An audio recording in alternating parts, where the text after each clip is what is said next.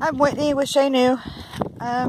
It's just me today. Just thought I would take a minute, share a few things with you guys.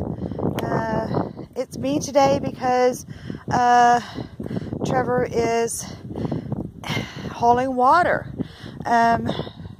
We showed you the video of his watershed and stuff, and so he's now ready to start putting water in the totes. So the totes are in place, and so he's putting water in them now. He's working on getting water in them so that he can, you know, get water back in the house the way it was before the big freeze and stuff. So I thought that I would take a minute and go over a few things of what is going on with me and why I'm not with him. Today, it's a gorgeous day, so it's kind of tough because you have such a long list of stuff to do, and sometimes you just have to split forces in order to get stuff done. You just got to split. Honey, you go do this and I'll do this, you know, and it takes time, and we've learned that we'll do it when we get around to it. We try to prioritize as best we can. So what I'm working on today is gardening. Thank you for the sunshine and the warm weather. I'm in a tank top today, so you can tell it's nice and warm outside and a nice breeze. So I wanted to go over a little bit about my boxes. When we first got here last year and saw the lovely rocks and oh my gosh, what am I going to do? How am I going to grow anything? I decided to make some garden boxes. They're the equivalent of a raised bed, but they're not really raised bed. I mean, they are, but you know, combination of Back to Eden Garden by, you know, several other YouTubers, Palette Garden Growing by other YouTubers that I've watched. You know, I watch YouTube so I can put things together and learn and figure out how to do stuff. And so this is what we came up with. I've got 3, 4 and a half. One of them came apart and the chickens are having a heyday with it. But anyway, so this is my pallet box garden. And the purpose of having the pallet boxes is so that I can grow root type vegetables. Things that need good, soft, non-restrictive soil to grow in. And as you can see, okay, I put potatoes in. And so here, as you can see, I do have some potatoes growing. Now, the box is big enough I could add more potatoes if I wanted to. And then in this one, I have our spring onions, which you see some of them have come up and stuff. And yes, I've got some old windows put on top. The reason for the old windows is because I have windows. I'm going to build a greenhouse in time, but it protects them not only from the chickens digging in them right now, but it also kind of sort of enhances the sun whenever it was cold. So it's getting close. I mean, I'll be able to take them off pretty soon. So what I did with my garden boxes, and I don't know if you can really see or not, but it's kind of like Back to Eden gardening. Last year, somebody had, you know, 2- and 3-year-old hay they were trying to get rid of. And that's where I had put here on the ground. So, you know, there was a lot of it. So what I did was I layered my boxes. You can see the hay down here. Here's the hay. Okay, and then boards blocking it. But there's like hay and there's leaves and just kitchen waste, and we had a lot of paper and cardboard from when we moved here. So you know, it's like layered, you know, so it works. We're gonna see if they grow. And you know, the potatoes are growing, so what can you say? I mean, when you think about a carrot, and a carrot needs you know, it doesn't need rocks, non-restrictive, you know. I can't have carrots. They're going to come out funny shaped anyway, basically. Onions, potatoes, beets, things that I want to grow in the root, you know, that are root vegetables. They need a good amount of non-restrictive, you know, stuff to grow in. So that's the purpose of the garden beds. And next year, after the season's done and all that and everything and stuff, what is in there will compost down. So hence, kind of sort of like soil improvement, but making my own compost, but growing at the same time. So it's like a conglomeration of just a lot of stuff that I already know, because I have gardened before, and I do know how to garden. But different regions, different areas, everything's always got something different. So we're going to see if this works. So next year, I'll have a better idea, and clearly I'm going to have better soil. Anyway you look at it, I mean, it's basically a compost pile.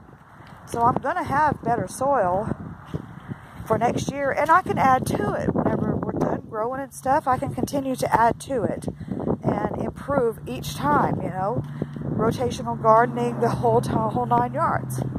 So the other part of the garden is here. This is the other part of the garden.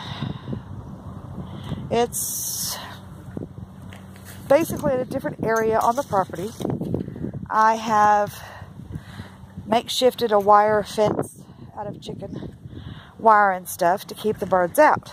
So, and this is what we're dealing with. I mean, this is growing in Missouri, and basically what you're looking at, okay, is just rock. I mean, rocks and more rocks and more rocks and more rocks. So what I've done is, because the soil really is nice. I mean, the soil, when you get to the soil, it really is nice. So what we did was we tilled the whole area that we're going to garden in. And you can see the amount of rocks that are just lying around. They're just crazy everywhere. So I've got this system set up. It's a big old trash can. We got this little sifter box, basically, and I just sift the dirt. For lack of a better way to put it, I sift the large rocks out. And because the property is not level, it's not level ground, I use those rocks to border my beds. And you can see here that I have this one bed is done. Let me get to the other side so there's no shade and shadow. So weird, isn't it? Anyway, so you can see that I have bordered the bed, as it were, in rocks. And then here is the soiled, sifted soil. But if you look, you take that top surface off, it really is beautiful and moist soil. So I'm hoping that that will work. I've also, you know, built it up higher on one end than the other to keep the water runoff from going away and to concentrate on where I need it to be. The peas are in, some of the peas are in. I've got a seed tray here of more that need to go in. I brought these over from England, which is where Trevor and I came from. So I actually brought my own seeds from there. And then we've got some more from Baker Creek that we'll see. You know, they seem to be doing fine in there, so we'll see how they do in the pot. So, yeah, that's split forces. Split forces. It's work. It's labor intensive to be out here hour after hour sifting dirt and getting all the rocks out of the way so that you can have some, you know, decent dirt to actual grow stuff in. And, you know, I don't mind it though. I don't mind it because I know that I'm going to be providing food for Trevor and I, you know, and this is stuff that, I mean, this is what we do. This is what we wanted to do. This is what we've done in the past, you know, to a certain degree. This is a lot more labor intensive, but I mean, homesteading, yeah. Homesteading is being at home. Homesteading is building a home. And I do not mean a structure.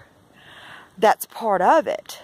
Building a home is part of it. And Trevor and I have, in a sense, been working on that, because although we're not building a home from scratch, you know, our home needed things. And we've been working on it, such as water. You know, it didn't have running water. So we've had to figure out, and that's the new aspect that Trevor and I are learning, is homesteading. Yeah, it's because you devote 85% of your time, 90% of your life to just simply living. Just living, doing what you enjoy, providing for yourself, your family, your partner, your husband, wife, whatever, okay? And it's a process. Everything is a process. And earlier today, I got really overwhelmed. And I hit that point and I'm like, I just don't know where to go. I don't know which direction to go into, because there's so many different directions. But, you know, we've been here for a year, and in a year's time, you see, I'm growing. I'm growing potatoes. I'm growing peas. I've got, you know, other seeds that are coming and going, and, you know, I'm not going to give up on it, because that's food. That's for us, you know. A year's time, we went from going to the store and buying bottled water. Yeah, that was fun, to paying someone to bring water to us. That was fun, and expensive too, in our opinion, to where we are now. Here we are, a year later.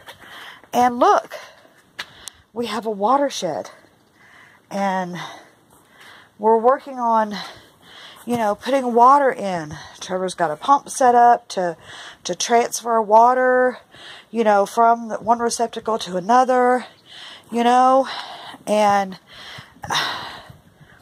it's a process. That's what it is. It's a process. But you know what? It's home. And when they say there's no place like home, that's what it is. It's home. And what you put into it, it's no different than if you were in the suburbs, to be perfectly honest. Your home is a reflection of you and what you put into it. And we put a lot of work into ours. We honestly and truthfully do.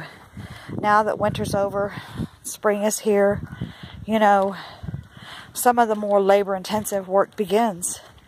And we've been itching to get at it, you know, we really have. And here we are, you know. I'm proud of me. I don't expect anybody else to be proud of me, but I'm proud of me. And so, yeah, that's some things that are going on. So, if you like my videos, I appreciate it. If you don't, that's on you, you know. If you view my videos. If I'm helpful, that's fine. If you've got questions, post it. I will do everything I can to look at it and give you a response of whatever nature. If we can help in any way, by all means, don't be afraid to ask. because that's another part that I'm learning about homesteading, is there's other people out there like me. There's other people out there like you. If you need help, we'll help if we can, you know. So we've got some experience now under our belt of living off grid. So we're getting better. And that's the thing, is we're getting better. So thank you for taking the time to watch this video. Sorry Trevor couldn't be here. He should be home soon, hopefully. We kind of running low on water a bit, so, but I'm okay, you know. I'm alright with that too. So thank you for watching. And like and subscribe if you're new to the channel. We're a new channel, so welcome. Thank you. See you next time.